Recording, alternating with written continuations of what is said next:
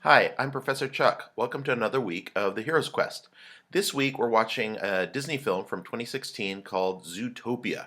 Now, at first this might look like it's just an animated version of a buddy cop picture with animated animals instead of human actors, and it may not look like it's much of a hero's quest. But in fact, this is a bit of a buddy cop picture, but as such, it's part of the detective genre. And I wanted us to take a look at this because detective stories, actually, as it turns out, very much follow the same pattern that we see in hero journeys or hero quests.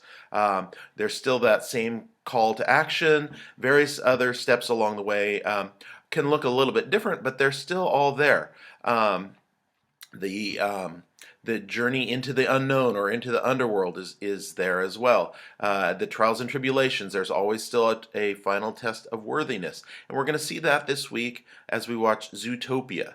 Um, there is one major difference, though, that I wanted to point out in detective fiction.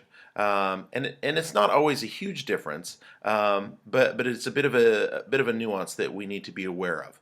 In detective stories, oftentimes what we would ordinarily think of as the mentor figure becomes a bit of a sidekick character.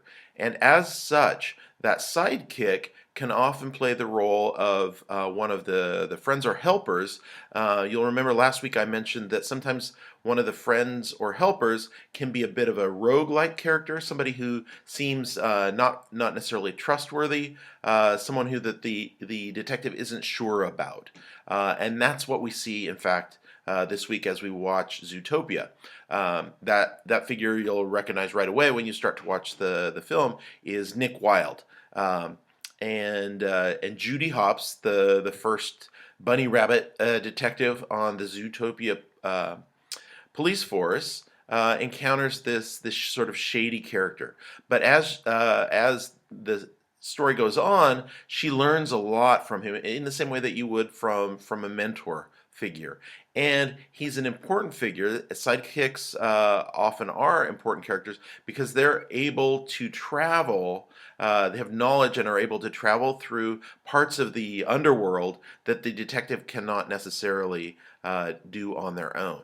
And so I think that's what we're seeing here. Beyond that, again, I think you'll hopefully recognize all of the same steps along the way of the hero's journey. In the discussion questions this week, I'm asking you to call those out. The questions are a little bit harder this week. You guys did so great last week on identifying the steps of Katniss's hero's journey in the Hunger Games that I thought I would challenge you a little bit more. So take a look at those discussion questions and also my introduction on ProfessorChuck.com.